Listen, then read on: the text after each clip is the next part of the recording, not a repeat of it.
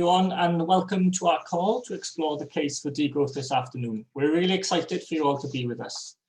As I give the introductions, why don't you open up the chat box by clicking on the chat icon on your screen and introduce yourselves to everyone. Let us know your name and where you're calling from. This event's being recorded today, and if you don't want to be recorded, please keep your camera switched off. For everyone else, if you feel like doing so, do switch on your video and we can all see each other. I'd also like to welcome participants joining us through Facebook Live, so do like the stream and take part in the comment section too. I am seeing that already some people are introducing themselves in the chat box. So welcome to everyone introducing themselves. Lots of people from Belgium. We've got Marie joining us from Belgium. Also Robin, who's joining us from Gent, so welcome everyone. Before we start, I have some technical points and formalities. Please keep your audio muted throughout this event, and if you have any difficulties, you can let us know in the chat box and someone will do their best to help you. We'd like to see the chat function utilized as a space for conversation and question asking. It's a space we envisage will be used respectfully and in a sense of community with a zero tolerance approach to hate speech or harassment. So let us start. Today's book lecture has been co-organized by 3 organizations. CATAPA is a volunteer social movement in Belgium, working towards a world in which the extraction of non-renewable resources is no longer necessary, by contributing to the transition towards a model that demines, degrows, and moves. CATAPA recently celebrated its 15-year anniversary as a non-for-profit and has partnerships with local and frontline communities in Colombia, Peru, Ecuador, and Bolivia. As a research group, Gent University, the Centre for Sustainable Development, studies the concepts and practices of sustainable development, ranging from education to the circular economy and from agriculture to urban transitions. The Centre's research is multidisciplinary, combining knowledge and work methods from different disciplines. Its team, therefore, is equally diverse, with social scientists and engineers working together, an alliance that is deemed crucial for solid scientific output. Our last partner organisation is Oikos, a green think tank that works on social ecological change and wants to inspire people with hopeful ideas and practices. It strives for a good life for all within planetary boundaries. It focuses on the rising importance of the commons, ecological economics, and the role of front-runner cities in the needed transformation. This afternoon, the call will be split into 3 sections. First, we'll hear from Federico Demaria as he presents us an overview of the book, The Case for Degrowth. After this, we will have a panel debate as we delve into a discussion on degrowth featuring Dirk Holemans of Oikos, Hanne Cottyn of CATAPA, and Irma Emmery from the Centre of Sustainable Development, Gent University. During these first 2 parts, I would encourage you to write any questions you have for either Federico or the panelists in the chat box, and these will be collected for the Q&A at the end. Today's call will be finishing promptly at 1:30, and I'll be making sure to keep the speakers on time. So it gives me great pleasure to be able to introduce Federico Demaria. Federico is an assistant professor in ecological economics and political ecology in the University of Barcelona, an associate researcher at the Institute for Environmental Science and Technology at the Autonomous University of Barcelona. His main research interest is to understand the relationship between the environment and the economy. Until recently, he was deputy coordinator of the ERC-funded project Environmental Justice, which maps and analyzes social conflicts between the environment and the economy. He's published numerous academic articles in highly ranked journals, 15 book chapters, as well as edited 5 special issues and 3 successful books. His writings featured in The Guardian, The Ecologist, The Conversation, Open Democracy, and many more, to name a few. He's editor for the Journal of Sustainable Science and has given talks in the House of Commons, Oxford University, and at the European Commission. In his spare time, he is also an organic olive farmer. The relentless pursuit of economic growth is the defining characteristic of contemporary societies, yet it benefits few and demands monstrous social and ecological sacrifice. Is there a viable alternative? And how can we halt the endless quest to grow global production and consumption and instead secure social, ecological conditions that support lives worth living for all? These are some of the questions we hope to touch on today. So it gives me great pleasure to hand over to Federico, who's going to be giving us a presentation on his book, The Case for Degrowth. Federico, the floor is yours. Thank you. So if you can hear me and see also my screen with the presentation, is like a miracle, because I faced a number of technical issues. My computer crashed, the internet connection was bad, and so on. So if you can hear and see me and see my PowerPoint, we shall thanks some kind of God or whatever that exists out there. So it is a great pleasure to be with you here today. I'm really excited. It would be nice to see you in a full room, but we know these days this is not possible, or at least it is difficult. But it is better to be with you online than being alone, which is normally the case. So here today, I want to present our new book, The Case for Degrowth. And let me just say that, let me just introduce briefly Degrowth for those who never heard of it. Degrowth is an activist slogan which was launched at the beginning of the year 2000 by activists in France, right?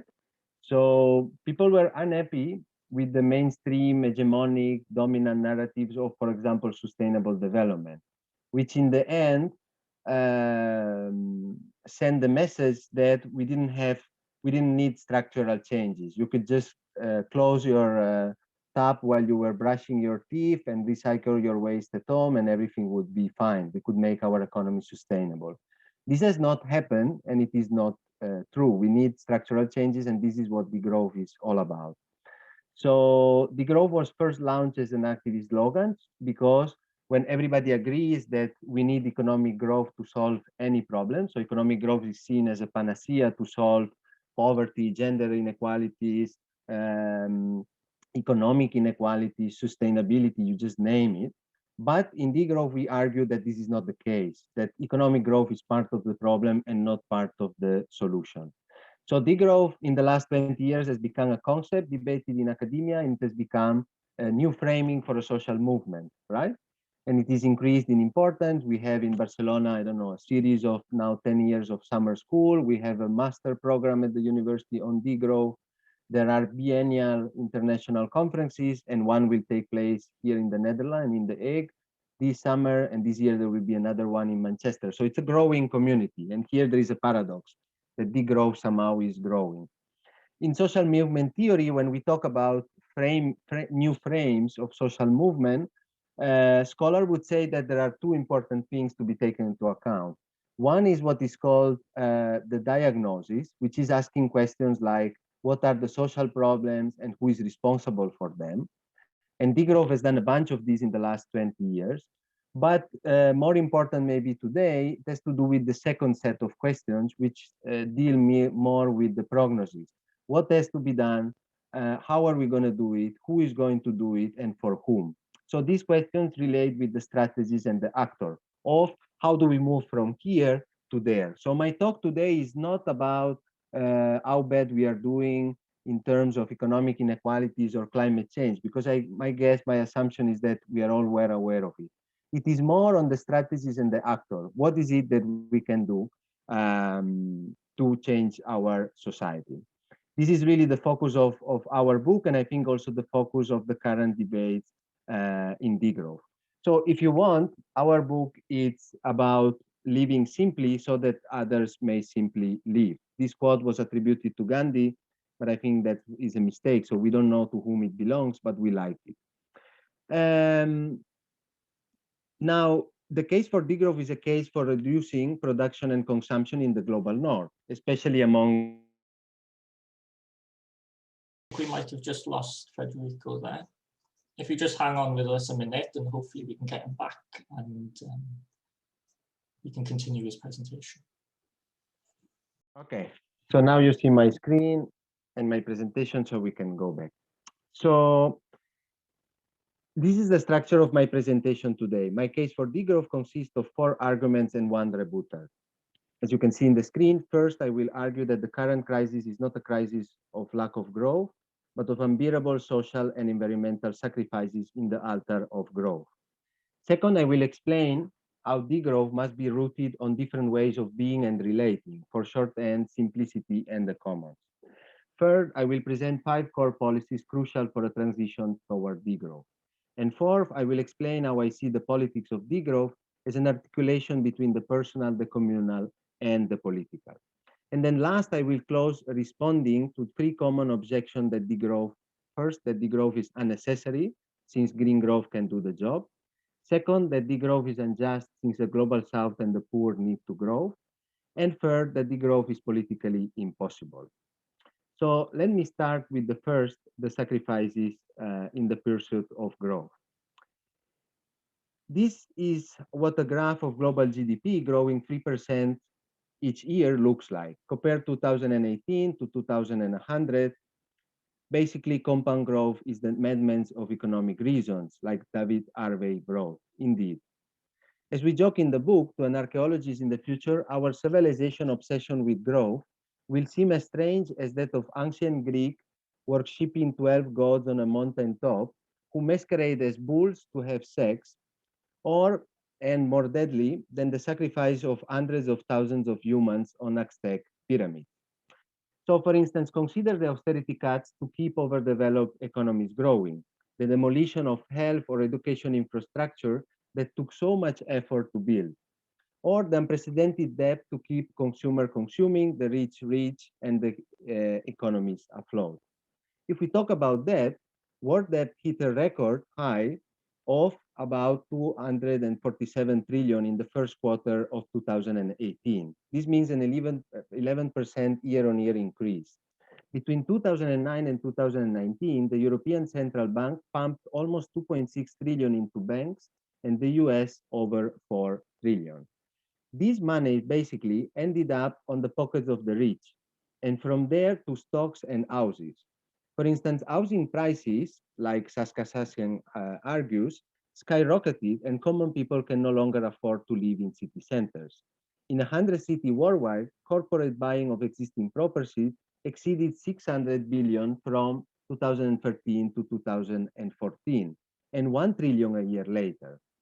So, for example, in San Francisco, one of the world's richest cities, is in the midst of a feces crisis. Poor people without homes defecate in the streets.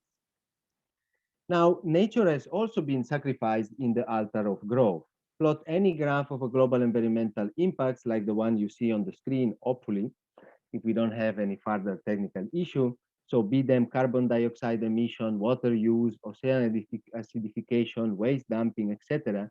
And you will find a hockey stick figure like that of GDP. This is not a coincidence. Acceleration of GDP is what accelerates environmental impact. This is what scientists have called the great acceleration. Now, 145 scientists from 50 countries writing for the 2019 UN report on biodiversity and ecosystem services that you can see on the screen, conclude that nature is declining globally at rates unprecedented in human history. Bird population across the French countryside have fallen by a third over the past 15 years. 3.5 million bee colonies have lost in the US from the 6 million counted in 1947. Moreover, if all countries were to meet their commitment to the Paris Agreement, global temperature would still increase a disastrous 3 degrees. If we look, for example, at IPCC climate models that you can see on the screen, to stay within the 1.5 degrees, this would work with growth only by assuming unproven and untested technologies like bioenergy with carbon capture to take carbon out of the atmosphere. Tellingly, the only IPCC model that doesn't assume this involves fast energy decrease. And in the graph is scenario number P1 on the left, while the scenarios 2, 3, and 4 are assuming afforestation in brown and especially carbon capture in yellow to stay within the 1.5 degree. I will not go on this part on what are the sacrifices of growth. I just wanted to give a broad idea because you are familiar with them. Now, if we take this into account, we should be reaching for the emergency brake, as Walter Benjamin put it before the Second World War. But how do we do this? That is the subject of the rest of our book, and it is about the strategies and the actor, as I said at the beginning. Now, Federico, just a moment. Is it yeah, possible to go into present mode as well for the presentation? We just had some yeah, requests. we can try to do that. If you assume the risk of doing that, Just the top right, I think. yes, so it would be very nice. Next to the share button in the top right, it'll say present, and then you should be able to put it in full screen. I'm using a computer that is not mine, so I'm not familiar with it. Just to the left of that yellow button where it says present, in the top right corner. Yes, the only thing is what I see also is, now I can do it. Okay, view, full screen. Any better now? Yeah, that's better. But I think there is a present option, but this is fine as well, I think. Yeah, okay. Sorry about that. No worries, thanks. Okay, no, welcome. So let's get into the second chapter of our book. So to think what is to be done, one needs to start from those who are already doing things differently. This is what we argue. Those who live simply to let others simply live. So let me give a few examples. Think of, sorry, now the presentation crashed. Okay, so think of Pope Francis, who, for instance, eschewed the palatial papal residence in favor of a hostel suite, or the former president of Uruguay, Pepe Mujica, who lived at his humble farms on the outskirts of Montevideo, donating 90% of his presidential salary.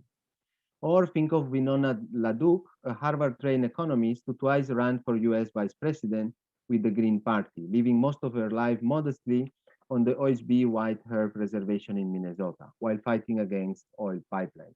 In fact, in November, she was supposed to join us for a book presentation like the one of today, but she couldn't because she had got arrested. So our argument here is that innumerable others among us practice modest living, city folks who find contentment in work, family, or friends without striving for ever greater wealth and power. Farmers who produce enough to reproduce their community without exhausting natural resources. Or pensioners dedicated to community work or to care work, like my mother-in-law, who right now is taking care of my son so that I can be with you.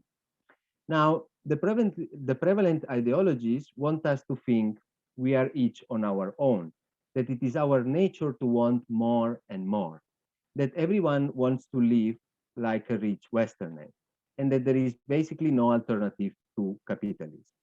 None of this is true, we argue in the book. For instance, evolutionary biologists and economists tell us that humans have multiple potentials. We are selfish and we are altruist. We desire more, but we also live content with less. We want our own things, but we also share generously. It is our institution that rewards some propensities and reprimand others. An institutional change. Importantly, we only survive and advance by cooperating. We are a cooperative species. No baby can go far in life alone. Now, it is naive, of course, to think that change is a matter of personal volition. No matter how simple or slow you might want to be, if you live in a North American suburb like the one of the picture and work miles from home. Car driving is the only option. If you live in Copenhagen, for instance, surrounded by beautiful paths, it is easier to cycle to work or school together with 50% of the population. Conducive environments co-evolve with personal desires and habits, networks, and changing institutions. As people come together to do things differently, they also organize politically to defend and assist their way of living and being. People are already doing things differently. This is what we argue in the book. As economist Gibson Graham argued that the capitalist economy is just the tip of an iceberg sustained by immense voluntary, reciprocal, and not-for-profit activity, often in the form of what we call the commons, people working with one another and sharing resources for a common purpose. Now, the commons are not only cooperatively governed forests, fisheries, or aquifers, the one that basically the Nobel Prize winner Eleanor Ostrom studies, but they are also shared urban spaces, open software, festivities, community gardens, and occupied square, as the one discussed in this book, The Wealth of the Commons. Against pushes to privatize and commodify the commons, movements have defended and reclaimed the commons. This struggle and community economies are the roots upon which to cultivate degrowth. In the city where I live, Barcelona, there are some 300 cooperatives interconnecting 10,000 people and supporting the livelihood of 6,000. If you are in Barcelona, to give you a few examples, you can become a member of the cooperative Som Energia, getting 100% renewable electricity at affordable cost, share an electric car through the cooperative Som Mobilitat, connect to the internet through Som Conexión, receive primary care through the COS Health Cooperative, live in a co-housing unit built by the architect cooperative of Soster Civic, take turns in parent-run childcare group, grow vegetables in a community garden, buy produce local food from buy food produced from local farmers through a consumer cooperative, or listen to new bands in citizen-run social center called Ateneus. So, for example, myself with my partner, we are starting now a new project with other people on a feminist co-housing. And in this co-housing, we want the members of the cooperative to be only the women. So basically in the decision-making program process, only women are taking place. Why? Because we want to experiment the different ways of doing things. We want to see, for example, how women manage leadership or power, and to see whether they do it differently that men do it, or that mixed groups do it, mixed in the sense with men and women. And this is the value that we see in these initiatives, that we see them as experiments on which we can build a new society. Now, by participating in the economy of the commons, you produce and consume differently, and you devote your time and resources to a parallel economy. Crucially, by being a commoner, you are part of the broader change you want to see, like the first traders and bankers in the nascence of capitalism. Now, what about institutions? For instance, in 2015, in Barcelona, we elected in the government what is being called the Party of the Commons, in Catalan, Barcelona en Comú, a movement party staffed with seasoned activists from the city commons. Barcelona en Comú protected existing and opened up new commons. This is what co-evolutionary possibility towards degrowth look like. And in the book, we go into the details of what has been done in Barcelona. Now, one could also ask the questions of what can a movement party like this one that takes state power do in a degrowth direction. And here we get into the third chapter of our book, which is basically about 5 non-reformist reforms, as we call them, that could act as leverages. And I'm going to go through them rather quickly. The first one is a Green New Deal without growth, which would mean a bold investment program anywhere near to 3% of GDP annually to decarbonize energy and transport, reforest and transform agriculture. 3% is what many nations spend right now for their armies, for example. Without growth, a Green New Deal could be financed by taxes, redirection of expenditure of subsidies, or state issuing monies to fund expenditures with social return as modern monetary theory supports. By circumventing banks to finance the transition, money will not enter the economy as debt, with the demand for growth to pay for the interest. The second proposal is a universal care income and universal basic services. A basic income at about 20% of per capita income can be funded with an increase of taxes of the top 15% of income, simulation from Catalonia show. We call this a care income to emphasize it is given in recognition of the unpaid care work of all of us, and mostly women, without which economies could not exist. Moreover, economists at the London University Global Prosperity Institute have developed a plan for a guaranteed housing, food, transport, and internet access that could cost the equivalent of 2.3% of the UK's GDP, an amount that could be raised by eliminating 2/3 of the tax breaks currently available. Now, the first proposal is to reduce working hour, 1 day less per week, for example, sharing this way the available work among more people, reducing unemployment, distributing more fairly the benefits of productivity, and reducing environmental pressures. The fourth proposal, support for the commons, include municipalizing communal services such as water or energy, policies to reclaim public space from commercial use, or active support with legislation and financing of thriving social and solidarity economies. The final proposal in our program is basically how do we pay for all this? And this is an overhaul of taxation and fiscal systems. Tax carbon and resource use, not work, because you want to reduce the use of energy and you want to generate more employment. Return revenue for a carbon tax as dividend to poor people. Tax high incomes more, tax wealth and transnational capital, and use the proceeds to fund equality and sustainability. Set a maximum income. A good yardstick is, for example, the international standard called wage mark, already used by companies, non-profit organizations, and government agency to certify that the ratio between their highest and lowest earners is within 8:1 ratio. Now, as a general comment to this proposal, obviously others have proposed this policy before. This is not necessarily so much new. However, the difference is that we conceive them as levers for a great transformation beyond growth and capitalism, socializing property and redistributing resources and time out of capital circulation. Importantly, we conceive this institution in synergy. Each alone in a growth context would change very little. Resource, corporate, and wealth taxes may fund Green New Deal or basic services, relieving the pressure for growth to pay for them. Basic incomes and carbon dividends might stimulate consumption, but resource and carbon taxes disincentivize ecologically harmful choices. Community economies strengthened by our policies offer outlets for creative energies liberated by reduced work hours or secured by a universal income. As economies slow down, social safeguards make sure no one falls off the net. And by opening up the commons and increasing security, we reduce the need for growth. Now, you could argue that these policies, ideas are not new, but they are too radical to stand a chance in electoral politics, more so in a degrowth direction. And this brings us to an important question of the politics of degrowth, which is the fourth chapter in our book.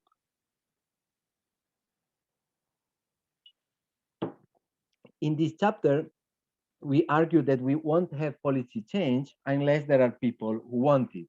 And there will not be people who want it unless political institutions allow spaces where people can want different things. So the question is, how do we articulate then the personal with the communal and the political? In our book, we propose strategies of building new common senses, a concept that we take from Antonio Gramsci. Through cultural changes embodied and practiced in the making and defense of commons, articulated and generalized through political movements that promote such commons.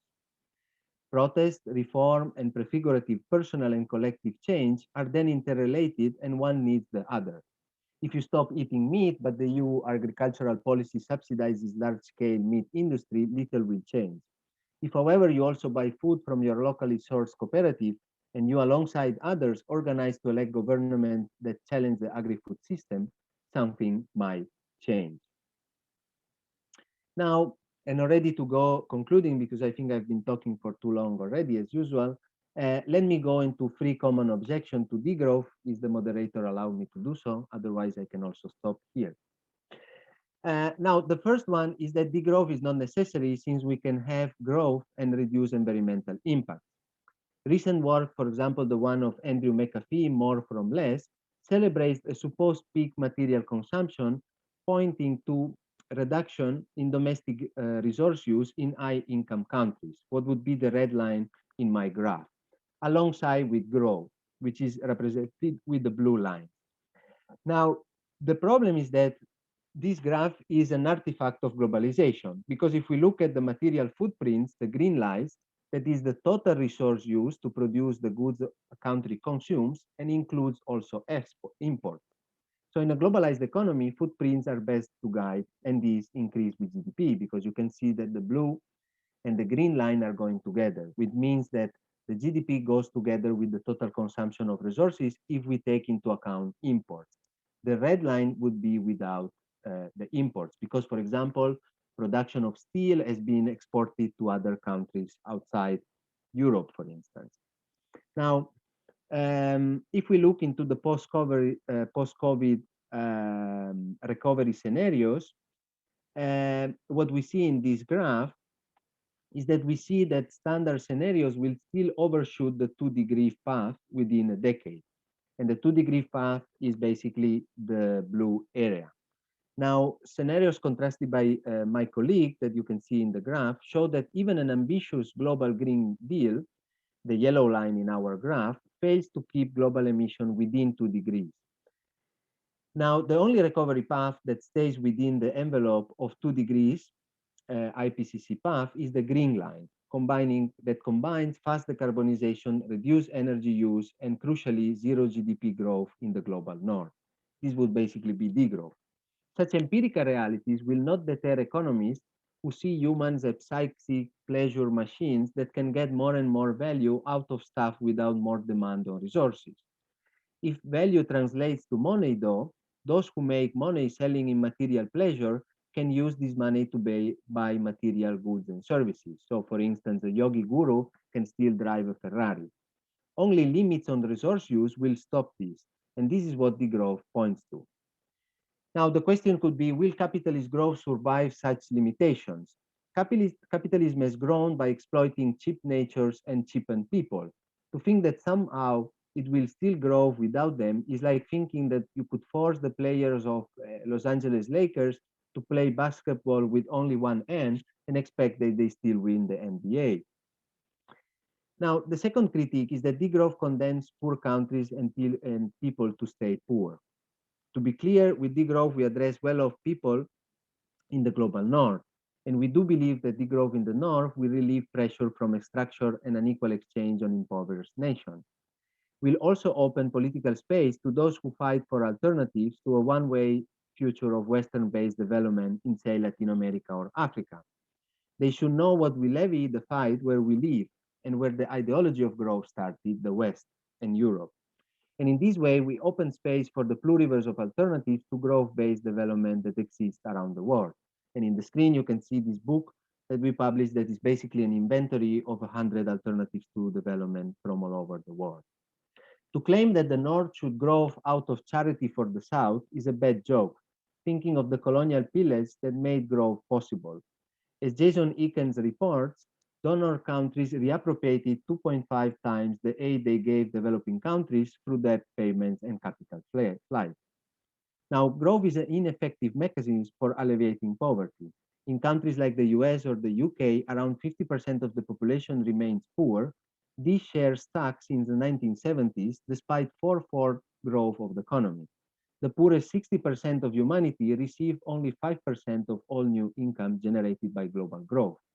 At this rate, it would take 207 years to eradicate poverty at $5 a day, global GDP reaching 175 times its present size. Average income would have to be fantastical 1.3 million per year so that the poorest 2/3 could earn $5 per day. You can imagine this is basically nonsense. And now really to conclude, the last critique is that degrowth politics are utopian. So for instance, as William Rees wrote, the ecological necessary might be politically impossible, and the politically acceptable ecologically impossible.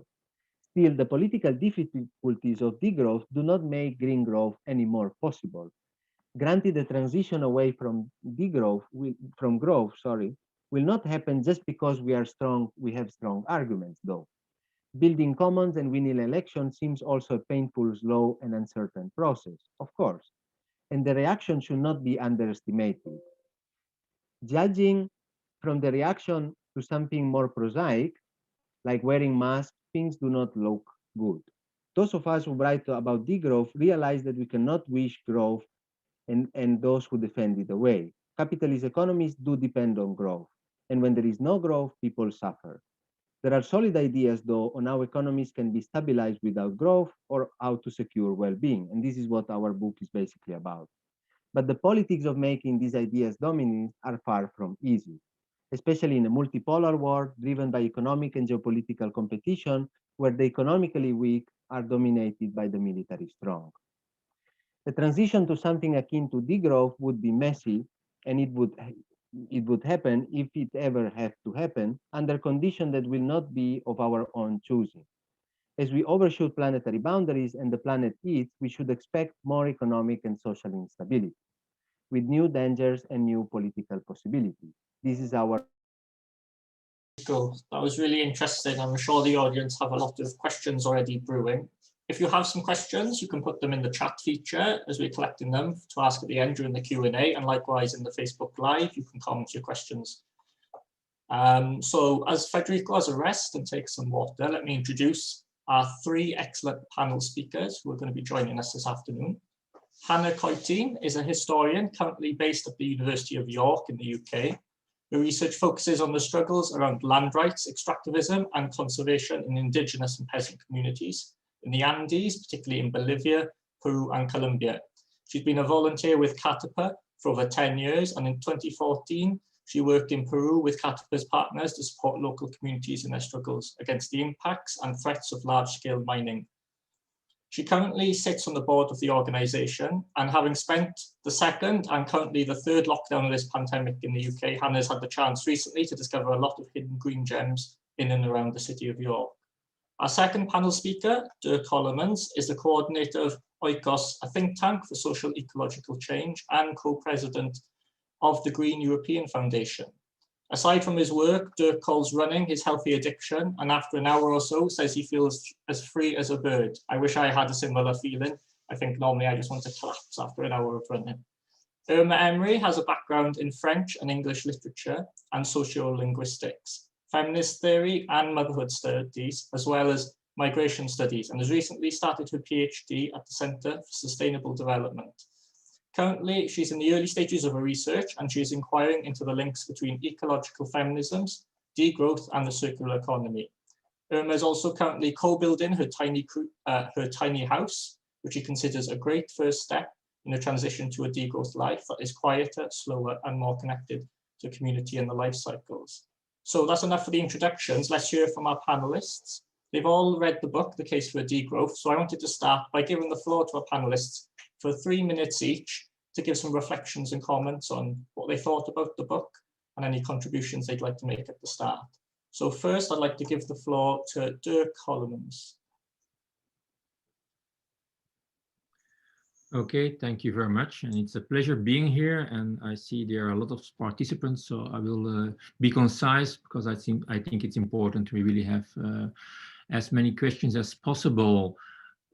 As I already know Federico for a while, we translated an earlier book, Degrowth, in Dutch. I think it's a very good step forwards, explaining on the one hand the concept, but also showing the ways of implementing it. And I think a very important point in the book is pointing to these different strategies of transformation, interstitial, symbiotic, and of course also ruptural. And as an important part of the book is about rooting degrowth on the commons, I would like to elaborate very short on this, because I think this is really a field, a hopeful field in society where things are changing quite rapidly.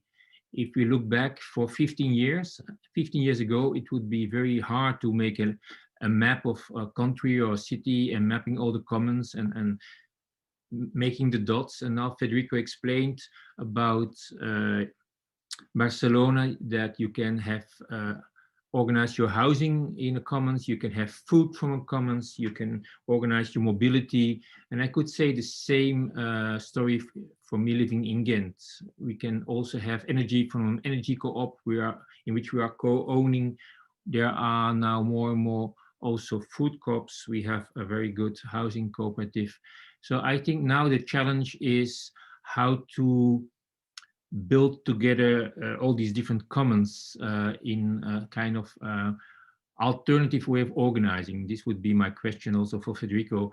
How all these commons now, I don't think scale up is the word of the business world. So how are we going to organize ourselves in order that the different commons support each other, strengthen each other, and also very practical. In the beginning, it's very fun to be member of a cooperative and you go to the General Assembly.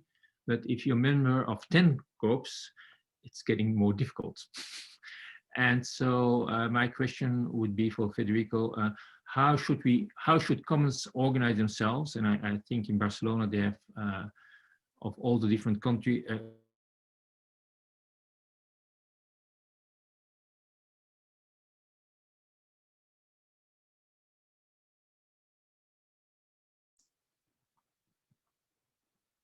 I think we've lost Dirk there. temporarily, but we'll go on to our next panelist while Dirk's getting his connection back. So Hanne, how did you find the book, and what are your thoughts after reading it? Well, first of all, thanks a lot for being able to join this panel, and also thanks especially to Federico for his presentation and for delivering this book together with his co-authors. So my reflection starts more from the question how this book can, and that was also the way I've mainly read this book, is how this book can function as a tool for socio-environmental movements such as CATAPA. As Harry stated at the start of the event, CATAPA's mission is to strive towards a model of degrowth. And even for activist movements like CATAPA and its allies, it's still quite a daring move to put degrowth so explicitly into a long-term vision. And it's something that I also really appreciated in the book, that the authors also acknowledge that doing so also raises doubt, and the kind of questions that come for movements such as CATAPA is what to do, what do we exactly mean when we say we envision degrowth, and above all, how do you do degrowth, and how do you work towards this true worldwide solidarities? There's kind of 3 points or 3 kind of main takeaways I took from the book. A first one is that degrowth as a concept really enables us to understand that the growth imperative is a root cause of the issues that socio-environmental movements are trying to tackle or are addressing. In the specific case of CATAPA, it grew out of a solidarity with communities in Latin America threatened by large-scale mining, but also out of that went together with an analysis that the socio and ecological effects of large-scale mining are directly related to a global model of growth and the related consumption patterns. So that means that solidarity is not just a matter of mitigating impacts and conflicts on the frontiers of extraction, but it also forces us to address our own, like the larger picture, including our own behavioral patterns. That takes me to a second point where what I really appreciated from the book is that it makes a very strong effort in sharing a very wide range of very concrete examples that have been put in practice or that are being put in practice as we speak, or as you write the book. And I think there's two elements in these very concrete examples that are very kind of insightful, is that this is both about initiatives to consume less, but also about more direct actions to halt growth. So consuming less may be often seen as a more passive but very critical step towards degrowth, but it crucially relies on active interventions, like, for instance, demanding the right to repair, which is an active kind of battle that we contribute to with CATAPA, and something that I missed a bit in the book, that wasn't that visible, but it's definitely something that would fit within this very broad range of actions being taken. But next to thinking about how we consume less, it's also about direct actions that force us to draw our attention to the people living on the front lines of growth. That is, the communities that live on those front lines of extraction, that often continue to be portrayed mainly as victims, but it's exactly these people and the Maxima Cunhas of this world, the human rights defenders, community leaders, very often women, who are practicing degrowth on a daily basis by demanding the right to say no to mining project or to other kind of projects. So I really like that that the book kind of both draws attention to these very different from more, say, passive ways, but in the end are still very active ways of changing, but also really it's about halting growth, and it can also be a very risky business. And a third takeaway is 30 seconds. more, 30 sorry? seconds.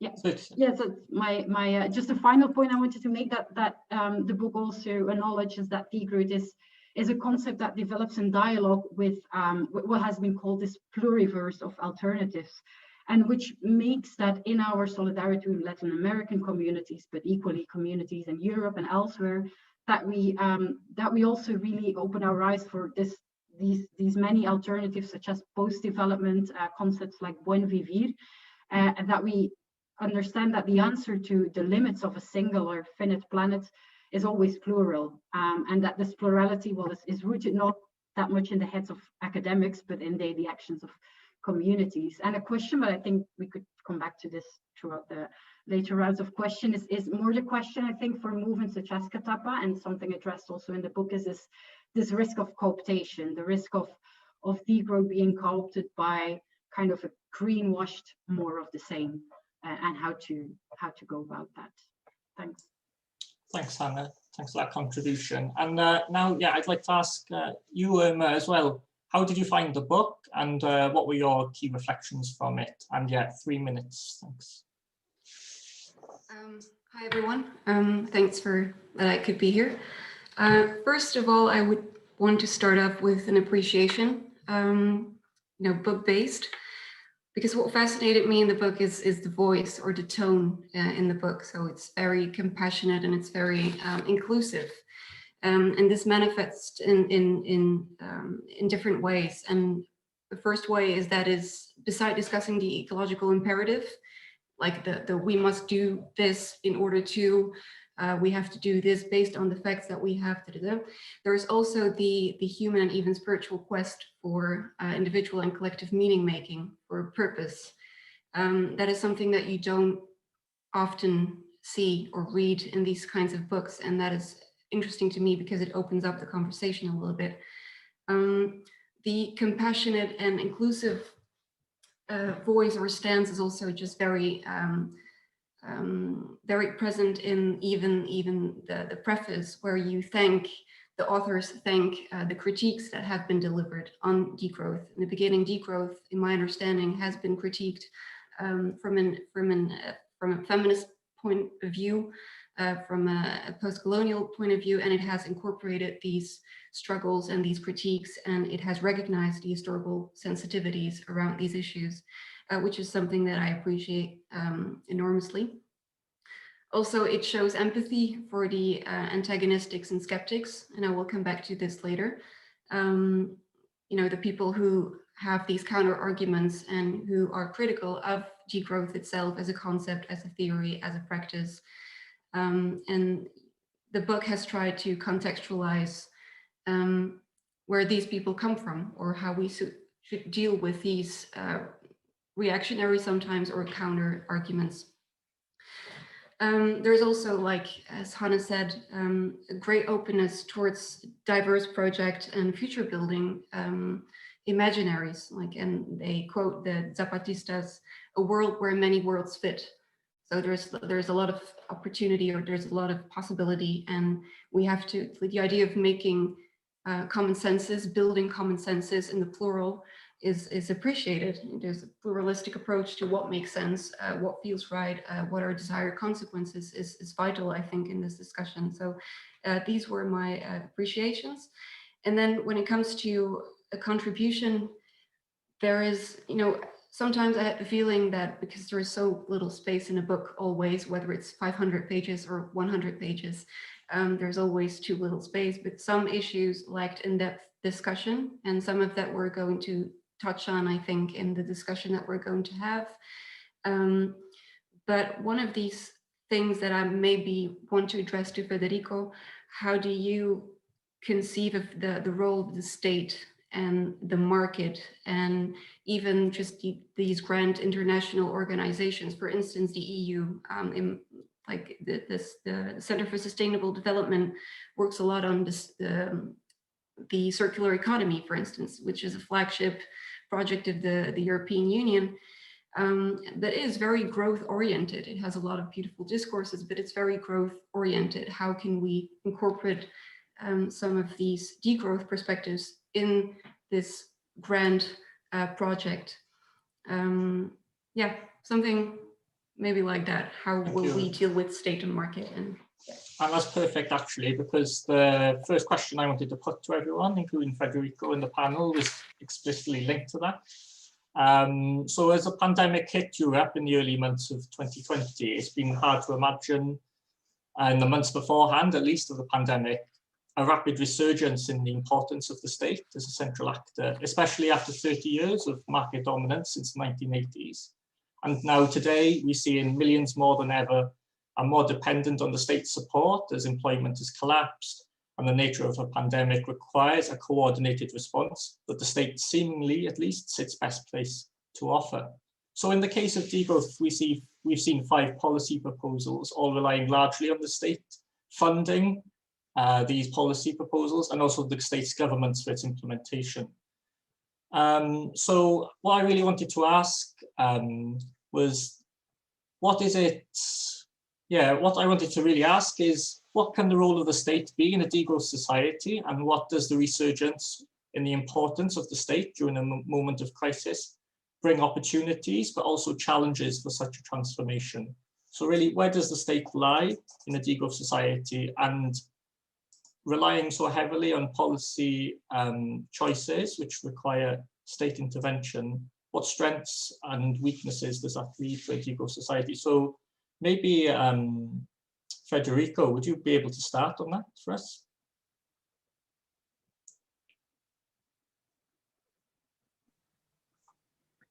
Yeah, good point. So I'm happy I'm not alone in the panel, no, because when this like a huge question comes, you never know exactly what to say, no.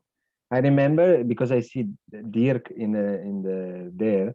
Dirk had organized a presentation of our previous book, the Degrowth vocabulary,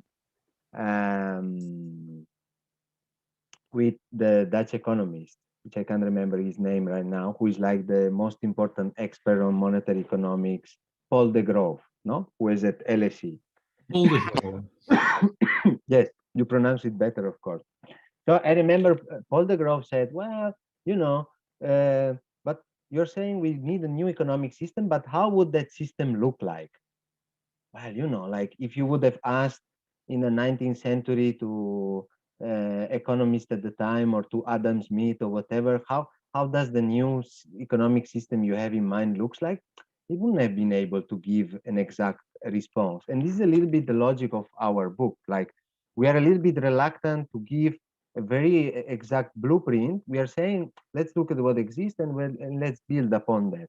Of course, the economic system we have in mind is a combination of commons, market, and state, which anyway coexist in our society. Obviously, the market has been taking more and more space, so we want to push it back. I mean, no doubt about that. But I'm not against markets themselves. So the question on the state is being debated right now more and more in Degrowth. There are people like my colleagues, Giacomo D'Alisa or Benguiat Bulut, who have been writing, because there is the question also, what do we mean by the state? In the sense that if we think that the state is a set of ministries and buildings and so on, I guess the state is a little bit more complicated than that. So in our discussion of, for example, common senses, we are keeping the state in mind, because you have to change the state, but you need a cultural change also, no? Which also leads you to change the institutions and so on. So there are debates with, you know, like the debates on the strategies within the degrowth community, it's open because there are different opinions. Like there used to be historically between anarchists and Marxists, who obviously had a very different understanding of what role the state should play. So on the book, we do bring in the state in relationship with the communities and the communal and the personal, no? But we think that not taking into account the state would be very, very difficult. And we have seen it in Barcelona. Great activities, great grassroots activities. For instance, Dirk was asking how to articulate the commons. Here there is the network of solidarity economy, no, that brings together the cooperatives and trying to implement a new currency, etc., etc. Then we take the municipality, the government, and we scale up, if you want, a little bit, and we can do policies that support the commons. But then you reach a limit in which you don't have the competence, because the competence relies upon the state. So if you don't intervene at that level, I think it's very difficult to move on with changes. The thing is, we don't think that the state is the only strategy. It has to be done together with other. And the relationship between, for instance, social movement and the state or the institution is a very problematic one. But anyway, I don't want to take more time on that. Let me stay there. Thanks, Federico. And Hanne, do you have any thoughts on the importance of the state and also the tensions of relying potentially on the state quite heavily to be able to scale up some of the degrowth proposals that we saw in the book? Yeah, I think the question of the state is definitely a very important one in thinking about degrowth. And I think it's particularly, it has only become more interesting to think about this in this context of the pandemic, because I mean, the pandemic really brought us to an interesting moment where more and more people have become aware of that we need to rethink a couple of things that have seemed to be very self-evident, including our relation with the state. Think about specifically the demand for strong public institutions, policies that are geared towards prevention and regulation, that when they're not in place, and the pandemic has showed us that, events such as a pandemic become real catastrophes. But at the same time, there's great risk. There's the risk of nationalisms, of drawing on a strong states rather in a different sense and in a more authoritarian sense, that rather imposes restrictions. And degrowth could be, or there is a risk that degrowth becomes a kind of state project where it's all about restriction in the kind of mainstream conservation sense, where it's about restricting the behaviors, etc. And I think rather degrowth is about a strong state in the sense of providing a framework that enables people to find each other, to collaborate, such as things as the commons, corporations, etc. And at a state that can also be held accountable. And it's, yeah, again, I think in the pandemic, it's just really interesting how we are really at a crossroads, where there's a lot of new creative ideas that can enable degrowth, but at the same time, the classic recipes for growth and technocratic responses have become very tempting. And if I remain in the area of CATAPA with mining, we've seen how many governments are relying very directly on mining, on the mining sector, as the driver of the exit strategy, as the one that will enable the government to get out of this crisis, and that brings us rather to a deepening of this growth paradigm. So I think we're really on a very interesting but challenging crossroads when it comes to the state. Thanks, Hanne. And Irma, I know you led with the question, but perhaps you would be able to provide some insight as well into some of those tensions with the market and the state that you were trying to highlight there, but also potential solutions to those tensions that we can envisage in organizing. So first of all, a spoiler alert, I do think that the state is key, but a disclaimer at the same time that I'm not a state expert. I don't have a lot of expert. It's a very complicated area of research, but I will try my best to say something about it. First of all, I do believe that what Hanne said, I stand by what she says, that we're at this crossroads, that we can either have an interventionist state, or we have a state that enables us to care more for each other and put care at the center of our conversations and just our regulations. But I don't think it extends far beyond the state. The fact that we're threatened to come together is not something that has come with Corona, because that is often at the heart of the debate right now. We cannot connect anymore. We can't go to manifestations or protests anymore. So we're sort of separated. Our bodies are separated, and being able to unite is important in our struggles, but it's also isolating virtual media bubbles, for instance, that need to be taken care of. And that is also, I think, a very vital thing that needs to be addressed by the state, is as decommercialization of internet platforms, so that people can connect and that we can build on these degrowth cooperatives, for instance, but that they are not monetized. So it's a bit vague, but so more pragmatic and concrete pathways should be discussed in public debates. I think there should be many more public debates. But for me, what would it constitute a sustainable state is one that serves as a gatekeeper of global order that takes on the task to negotiate transnational regulations and global socio-ecological contracts. I think that is a very important task. But at the same time, as many of you have said before, it should leave as much space as possible for the commons within the state. So what can be controlled more effectively by local actors should be decentralized and it should be relegated to these actors so that people have more control over their daily lives. And, you know, this could come in several forms, but I think, you know, several actions that should be implemented more is more direct democracy, more referendums, more public debates, as I said, the decommercialization of online platforms where people can get together. The question of alliance building was at the heart of the book as well. That is actually part of my question that I forgot to ask. Alliance building is key, but which kind of alliances remains very vague. And of course, it is a very vague question because there's a lot of people who are sympathetic towards working with the market, towards working with the state, but at the same time have this distrust that they will co-opt some of the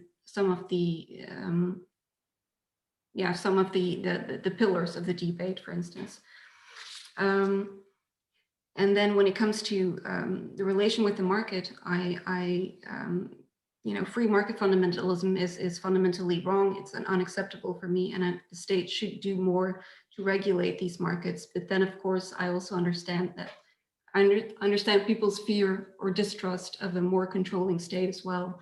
But it should definitely, you know, put into place some mechanisms to define a sustainable operating space for the market to play in.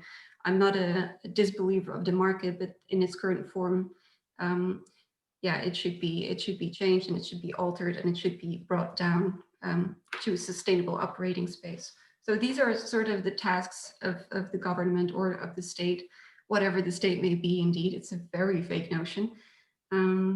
But so, yeah. Thank you, Irma. And I wanted to sort of transition the conversation a bit onto this sense of common degrowth or common sense of degrowth and the commons. And the commons has featured heavily in the book. And it's also like there's a reoccurring theme around developing, yeah, a common sense of degrowth. And I wanted to explore how that articulation with the personal, the communal, and the political, how can these senses of how can these senses of degrowth, common sense, well, there's a lot of words there. How can the sense of degrowth, yeah, how can a common sense of degrowth be nurtured, and how can we organize ourselves in the commons? So, Dirk, I know you've been involved a lot with the commons as well in your work and thinking about it.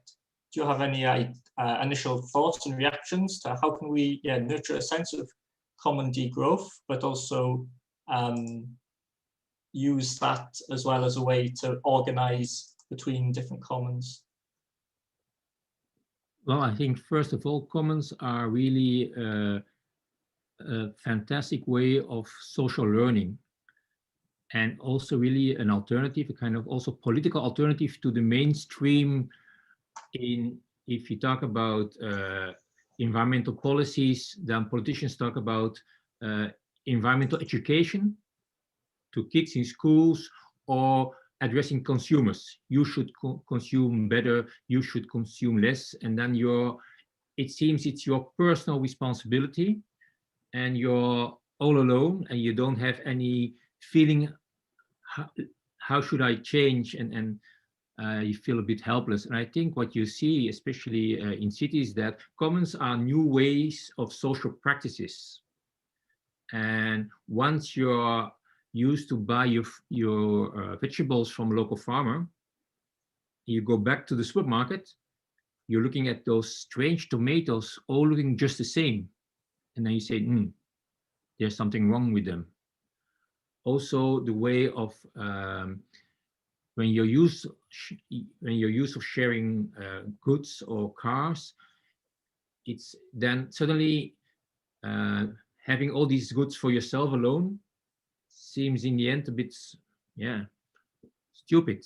So I think commons are really key for a form of social learning. And I think if you can seduce someone to be part of a commons, it will have great effect than 5 lectures and talking about it. So I think this is one key, and it's a very positive thing because more and more people are involved in commons. So I think we should really try to grasp this moment and make it stronger. And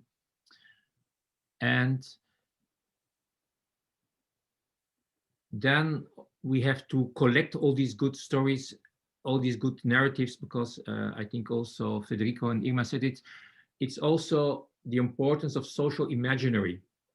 If you only can imagine making food at home with using meat, then you end up eating meat.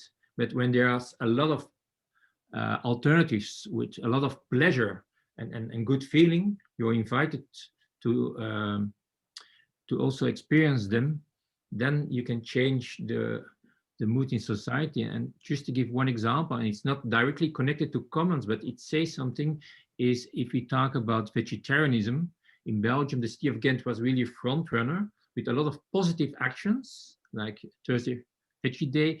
And so in Gent, one city of Belgium, more than double of the inhabitants are vegetarian compared to the population of Belgium. So having this, working on this kind of culture and shared feeling of what are good practices, I think this is really very, very important. And there, I think also, and of course, normally if we think about the state is the national state, I think here the role of cities as kind of intermediates are very important, because as a commons trying to dialogue with the European Commission is rather hard. But if cities, and it's happening, if cities that are want to have another transformative policy work together, I think they can build power. And for instance, the network of fearless cities is there a really a good example. And so it's not only about cooperating, commons working together and building another culture in the city, but really this translocal, building translocal movements, I think is really key. And of course there, apart from all its detrimental effects, internet and social media can help us, like we're doing right now. Thanks, Dirk. Okay, so I wanted to move on now to, because I see time's getting away from us, as it always does in these events, to some of the questions we've had from the audience. So a lot of questions are directed at Federico. So I wanted to start with this one. And this one is from Robin Rolls. He was wondering if concretely there are any themes, concepts or subfields that could use more research in your opinion. He's been following the degrowth movement for a while now, and he wonders about unexplored or important niches or aspects that need further research. Federico. Yeah, if you want me to take one by one. Well, if you are an academic, you could see there is a literature review by Yorgos Kallis and others, which is called Research on Degrowth, which does a literature review of what has been done of research on degrowth, and then opens up also to new fields. So personally, to make not to make a shopping list, but to make like a general comment, I think degrowth research has spent a lot of time in the last 20 years on making a diagnosis. So what are the problems? Why is growth problematic? Who is responsible for growth and so on? And I think now we are moving more toward the diagnosis. So what has to be done? How are we going to do it? Who is going to do it? And so on. So our book is meant a little bit to contribute more along this line of research on strategies, actors, and so on. I could go more into the details, but obviously the things that have been emerging, for example, here, the theory of the state, how does the state changes, how do we intervene in the state, and all those set of questions I think are quite important. I'll leave it there because if I give long responses, then we are done. Thanks. And another question here I've got from Laura is, what about financial markets, financialization and speculation? How do we address these from a degrowth perspective? So I guess this is thinking about, in the book, I can't remember seeing too much about dealing with the likes of Wall Street and financial markets. So Is there some ideas being formed in the degrowth movement on these topics? If you could give us some insight, that'd be really nice. No, I would say this is one of the area to be explore more. So we have a few ideas on the book, but are very standard ideas, like for example the ones by Thomas Piketty on like taxing capital flows, Tobin tax, and all those kind of things. But we don't have a very articulated position on the issue of finance and so on. So I prefer to leave it there. Okay, great. It's like a little bit on geopolitics, no? For example, it's like, if you want Belgium to go degrowth, what will happen to Belgium in the context of war geopolitics, you know? Those are huge questions, you know? And I think are still open, yeah. What we could do is to look at other communities who have worked a lot on those issues and then learn from them. This is a little bit the thing, is that don't expect degrowth scholars to have worked on any issue that you might possibly imagine of. It's just that degrowth is trying to put forward a new paradigm, if you want, a different way of looking at issues that have already been investigated and other people have already worked upon. So this happens a little bit also with the policies that we present, that they're not new, but the way in which we look at them and we articulate them and we look at the synergies is a little bit different. So this would be also related to finance. But for instance, like debate on ecological macroeconomics, you could check those, for example. And I've got another one here from Fien, and the question is, the increasing impact of resource extraction, for example, raw materials and metals, is one of the key problems facing our world. What is degrowth's answer to this challenge, knowing that the green transition also requires a lot of extraction of metals? But this is a question for Anne, no? For the people from CATAPA, no? Because yeah, Hanne can contribute as well, I think. But yeah, Federico, do you have any initial responses? But, I mean, yeah, this is the point, no? That, for instance, Irma, I think, mentioned before circular economy, no? Circular economy is bullshit, of course. It's just reincarnation of sustainable development perspective and so on. Our economies cannot be circular, because circular would be that you would recycle 100%. So fossil fuels cannot be recycled, because if you burn a barrel of oil, you cannot burn it again. And materials are recyclable only up to a certain extent, no? Because there are limits in terms of thermodynamics and so on. So obviously, we have to reduce the energy and material flow. This is the point of degrowth. The mainstream economists would tell you that you can do it with green growth, so dematerializing your economy. I would tell them empirically it's not proven that this is happened, and I don't see any strong argument that this can happen in the future at the speed and rate that we actually need. For instance, like reducing, I don't know, fossil fuel consumption by 80% in a few decades, you know. And it is true that the energy transition or the green transition also needs minerals, for example, for solar panels and so on. The point with degrowth is that everything is made easier if your economy is smaller. This is the point, that if you don't consider the option of reducing your energy demand, then no way you're going to make it. But the people like Yorgos are working, for instance, on how much energy you need for the transition to renewable energies, and it is huge. So this is not to be underestimated. On the other hand, I shared before in the chat the Environmental Justice Atlas, which is probably the largest inventory in the world of environmental conflicts, in which we have mapped 3,000 conflicts around the world. So there is a resistance around the world to this at the frontiers of extraction, no? And I think we should be with these people.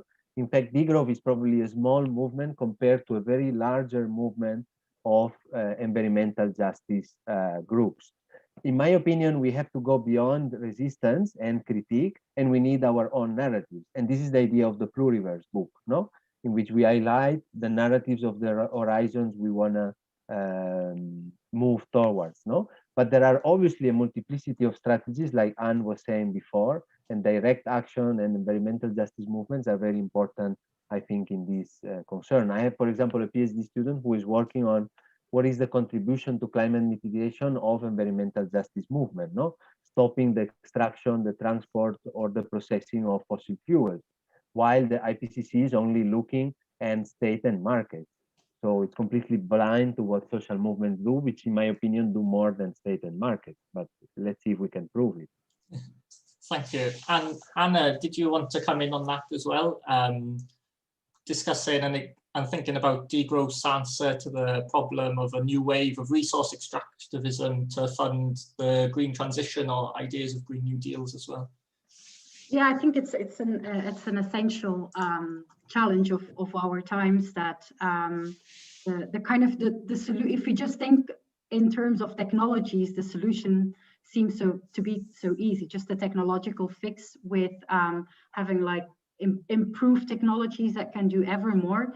And these are the kind of thoughts that are actually driving a lot of those circular economy policies. I think the short answer is, Federico mentioned it already, circular economy is bullshit. I mean, it's not a solution, it's rather a deepening or a reframing of a business as usual, or rather of it kind of is presented as a new model, but that is selectively blind, and that is particular to the fact, if we take the concrete case of the European Union, there's a very clear example with the raw material strategy of the European Union that is kind of framed within this logic of circular economy, but that essentially relies on the extraction of new resources, both in the traditional frontiers, such as Latin America, as well as within Europe. So what we are currently seeing is a new mining boom within Europe.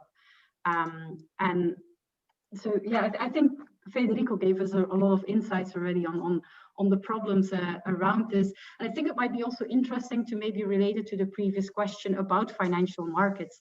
I agree with Federico that this is like a huge question, but it is linked to our consumption. I mean, the whole issue of speculation is a big driver also of these mining booms.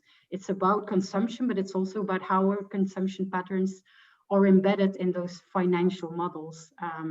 So yeah, big challenges, I would say. Thanks. Okay, so I got one last question to finish on, and every panelist is gonna have a minute to answer this question. And I wanted to end on the question of, I was thinking of calling it inspirational degrowth. So I want us to look to the present moment and the opportunities and the challenges that have happened during the pandemic, and also to the future. And I want to ask the panelists, where do you think we may find opportunities to build transformation in our communities and more broadly in society towards a future of degrowth? And I'd like to start with Irma. I find this a very, very difficult question, because a lot of it is covered in the book itself already, I think. Making space for experimentation, having these small scale experiments and just see how everything goes, and then scaling it up and then see how that goes, and finding comfort in having these small scale experiments and building community in these small scale experiments. But for me, it also goes far beyond these experimentation strategies. I also, like in the book, at a certain moment, it asks what supports us to embrace and construct other life ways. And I find it a very sensible question. And one of the responses is being and becoming in common. And what I find interesting in this is that being and becoming in common is recreating. It's not creating, but it's recreating the collective ability to find common ground for both reason and feeling. Common senses as a synonym for both reason and for feeling, for both logic and emotion. So one of my personal answers, and it's anything but practical or pragmatic, but it's more on an affective level, I think, is finding answers to our crisis of meaning. If we find an answer to our crisis of purpose, then we can collectivize joy and grief again. And I think that's a very important step in our direction to cultural healing. And it may sound a little bit esoteric in a way, but we can learn from our old ways of collectively mourn our losses and our limits, for instance. the losses that are related to, for instance, climate breakdown, or related to COVID, or colonial trauma, or anything like that. If we can collectivize those griefs and those losses and those limits, we can open up again to the possibilities to that loss and limits bring. And it's important to find common ground in this, I think. So it's a very, it's not a pragmatic level on which I speak. Thank you, Irma. But can I add one more thing? Yeah, quickly. It's in the book. It also mentions the mutual encouragement, and that is what I find also very important, that you allow people to live in contradictions. That's important for me as well, because I can be very harsh on myself and on other people to fulfill a certain standard or to live up to a certain standard, but allowing people to make mistakes and live in contradictions is, I think, a very important issue too. Thanks. Thank you. Dirk, very quickly, your responses to finding inspiration in the current moment and looking to the future. Well, I think one of the interesting things that is happening while we are all living in lockdown is that people are rediscovering their local groceries, are rediscovering their local farmers. And so the short chain agriculture is really booming. And so I think, and food is inherent part of who we are and our culture. So if there's one sector I think we should really support and take more into hands, and there's a huge opportunity, it's food and agriculture. Thank you, Dirk. That's nice and concise for us. I'm going to have to leave it there for you. Hanne? Maybe just to be very brief, I think it helps, I think, to realize that this is about a transition. So it's a very long process.